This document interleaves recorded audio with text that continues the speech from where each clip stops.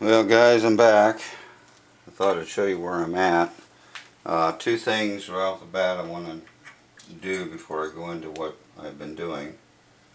The first thing was I said that once I got it back together I'd show you the switch mechanism and how it works. And turn it on, rotate the volume control. It comes back and clicks in here. It's adjustable here to get it so it's exactly where it needs to be, and that's basically how it works. There were several radios back in the era in the 30s that were like this. That's how they actually hooked up the switch, by just taking a regular switch and then cutting out the regular little knob that you would rotate back and forth or move back and forth on a regular switch, and cutting it out like this, and then all you got to do is just make sure you get it adjusted just right, which it's got a lot of room to play, but it's not hard to do, and voila, you have a operational switch turning motion back and forth into rotating motion. So the other thing is I wanted to make a shout out and a mention about someone who is new on YouTube. He doesn't do so much in the area of tube electronics, but he is into electronics.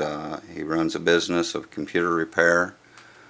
It's my son-in-law, Chris McNabb, and if I can do this and move some stuff around here, we'll see if we can bring him up on the screen. He doesn't have a lot of videos up yet, and I've shared some stuff, and I know some of you have seen it. Let's see if we can zoom in just a little bit and adjust ourselves around here to where we're at. Alright,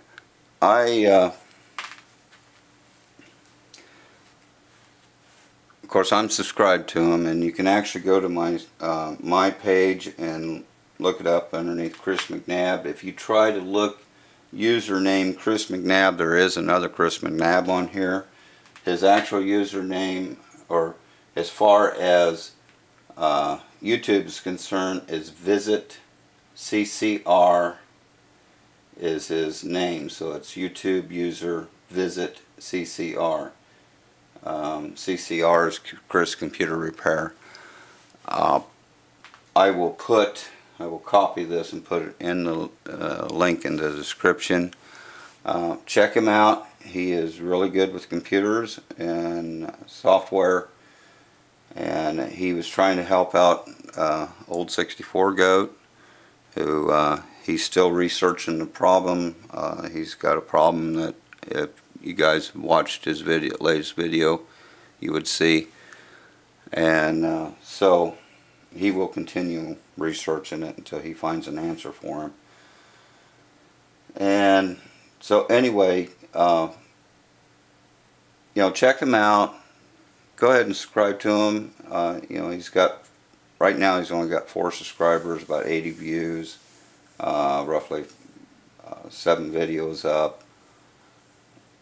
He will be going over a lot of stuff that a lot of people have questions about, people that he's dealt with in his business, customers that have asked questions, and he's helped them out with and stuff. So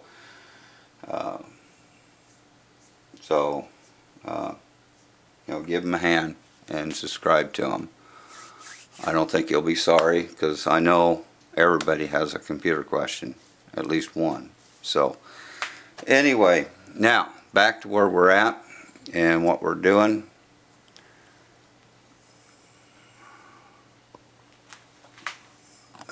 we zoom back out and get this in a little more. There we go. We have a torn apart tuning condenser. Okay, here's the main frame. I started polishing and cleaning on it. It's time consuming because you got all the little crevices, which basically you got to get in here with Q-tips to cotton swabs to work on, and so it's going to take a little while. Why did I take it apart? Well, basically 4 reasons. One, because I could. The old style like this, they're just screwed together. The stators are screwed into place. Everything is basically screwed together. About the only thing that's riveted or clamped together is the main frame and of course where the stators screw on. Second reason, for whatever reasons, and I've looked at these underneath magnifying glass, this is the shaft, but on this end there were 2 of the ball bearings stuck. And when I was sitting there rotating the shaft, I knew it was dragging. I watched them. I cleaned them, sprayed in virtually everything I've got, including PB Blaster in there. And they were bright and shiny. I don't know why they were stuck, but once I got the shaft out to a point where I could pop them loose, they popped loose rather hard, but I can't see anything wrong with them or anything wrong with the shaft, so I don't know how they got glued. There's just a slight little discoloration where they both were. So I'm not sure what happened with them. So I thought, well, I had it to that point, I might as well go ahead and strip it down, which brings to the third reason, was the fact that getting down in here with the stators in place was, well, it had been difficult at the least.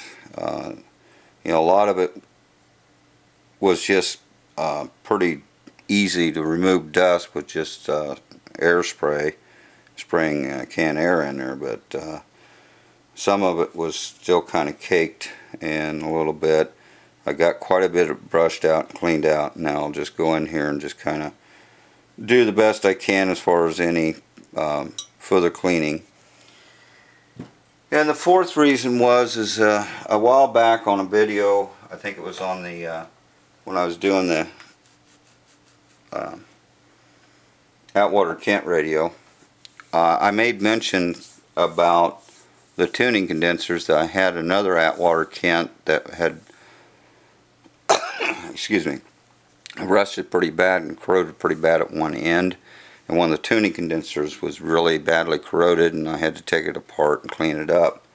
And I had a comment on there in one of the comments about someone wanting to see one of these taken apart. Now this is not quite the same as one of those Atwater Kents, or the the 1920s, late 20s, because in the late 20s these were actually both the rotors and stators were actually bolted together, and you could completely remove all the fins, the plates.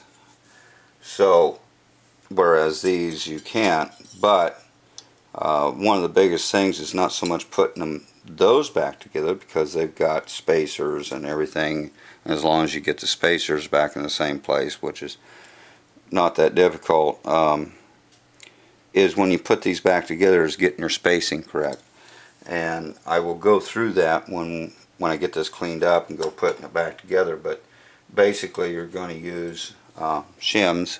You can use your eyes, and that's fine, but you're going to have to be able to sight straight down through, because otherwise you could get them twisted like this.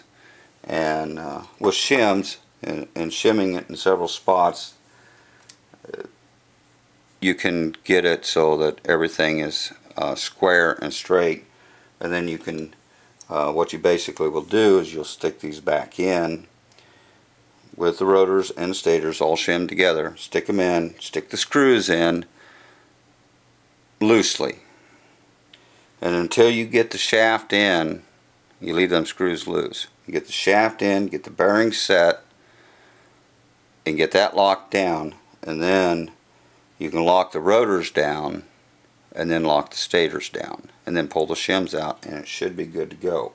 When you do shim it, and which I'll go over this again, the thing you don't want to do is be shimming on these very outer plates. These are preset at the factory, which is not that big of a deal. You can actually set them, you know, as long as you got a good signal generator and everything. But if you don't need to bother them, there's no need to bother them. They're kind of, being that they are cut out, they're kind of weak, so you want to shim more inside in here, so that's where your main strength is. Other than that, basically it's just a cleaning job and polishing job and getting it all cleaned up. I've done some. This is the friction wheel that turns the shaft. This would fit in here like this, and as you rotate it, that spring puts friction tension on there, pressure on these two washers, and that allows it to come together, and I'll show how I will be doing that.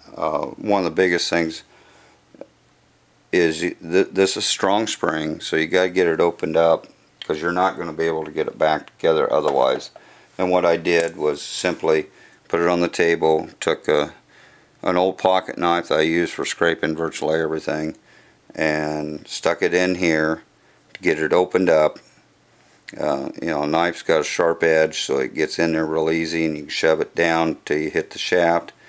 Then just take some of your hookup wire, you know, strip the insulation off, stick it in two spots on each side where the knife went in, and you can just leave it in there. When this goes back together, it'll stay in there until I get everything together. This goes into this little plate here, and of course that then in turn will bolt onto the front. On here, and then of course you slide this on with that in place, and once it's engaged, pull the wire out and it's set. This thing polished up pretty nicely. The tuning wheel, or the wheel that's got the lettering, I cleaned all this up, and this is painted so it don't shine, so I just basically cleaned it up, and so it looked nice. And got this all cleaned up so that when the light bulb sits right inside here, and it all the numbers and everything that you see basically that isn't green, it's kind of a white cream color background, the light will shine through. So anyway, we will be doing a video on this thing going back together, and I'll polish these up. I polished one up already. The other thing about them is I want to make sure that these ends are clean, because that's where they ground. They have these little forks, and when the unit's together, these fit up tight against there to get the ground to the rotating shaft, to the rotors. So you want, these need to be nice and clean, and of course I'll clean these up. And I like these style condensers because you can take them all apart and clean those up. These are not riveted in, they just basically fit in like that. What holds them in place is this little tab, which goes into the hole here, and of course You know, it's a spring tension, and then it can't move anywhere. So get these all cleaned up, get the main frame, which is I like these old radios because their frames are like built like a freight train or something. You know, it's heavy steel, and it is steel. A magnet sticks to it. So, but that's basically all I've got for you. You know, it really basically boils down to just taking some polish like this and polishing this. I use Brasso on the brass parts because it seems to work really better at that. Any of the real tough areas that would be exceptionally dirty, being as I'm about out of this, I have been shooting some Brasso in there to do the initial cleaning, and then hitting this to do the final polish. What else? Well, that's basically it. I'll explain the condenser better as I go along. Once it's clean, we start putting it back together and go through the process of putting it back together. It's they're not hard. You just pay attention to the details and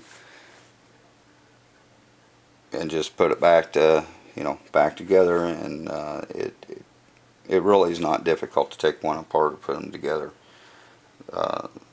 Now, of course, I'll be videotaping a lot of it, so, and Murphy will probably show his ugly head since I'm videotaping, and anything that can go wrong will go wrong at that point. I've done a lot of these, so someday I'll make a video on how to do a little bit newer condenser. The newer ones you can take apart if you absolutely, you know, if it's necessary to take it apart because of corrosion or something. They can be taken apart. They're a little bit more in depth because the grounding forks will be riveted in, so you have to cut the rivets because they've got to come out first, and that's assuming only on condensers that do have some means of loosening the shaft. Some of the newer ones, basically what they've got is at one end, on the opposite of the drum end, they will have a bolt or screw and nut with one single bearing there. Once that's taken loose, the shaft is loose and can move, and once you get the grounding fork out, then it's not that difficult to take on out, and you can get in there and clean. Of course, the stators, they're riveted in, so if you need to really seriously do anything with them, they're going to be a lot more difficult since they are riveted in, and they're not real easy to take out. You can also unsolder them from the bracket that's riveted, but it's real difficult to get them back in place. You have to really shim them good, get that rotor in good, and I have done it, but I don't really truly recommend it. I mean, other than taking the rotor out and getting some cleaning done there, and whatever you need to do. Other than that, I don't really have anything else, so I'll probably go ahead and end this video here. It'll be a couple days of cleaning and polishing to get this thing all ready to go, and so that it is ready to go back together. You can see the difference between polished and unpolished. This was the top. It sits in like this, and of course the bottom's not so bad. And it's just dirt, really. It's not, you know,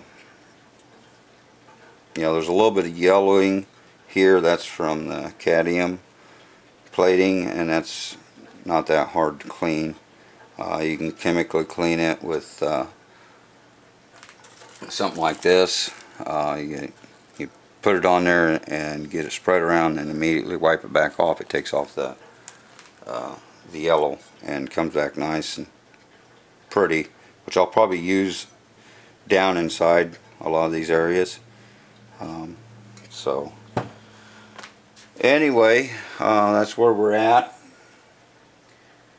and when I get to that point, the next video will be putting this thing back together, and hopefully everything goes alright since I'm videotaping it. So I'll see you guys on the next video, and again, check out Chris's site, and like I said, I will put in a link there, but if you don't see it or whatever, or don't look in the description, you can just go, if you're watching my videos, most likely you're subscribed to me, so you can go to my channel. In any case, go to my channel and look at my subscriptions, and you can pull his name up, and then you can click on that, and then you can just subscribe. So so check him out and subscribe to him. You won't be sorry. So thanks for watching, guys, and I'll see you on the next video.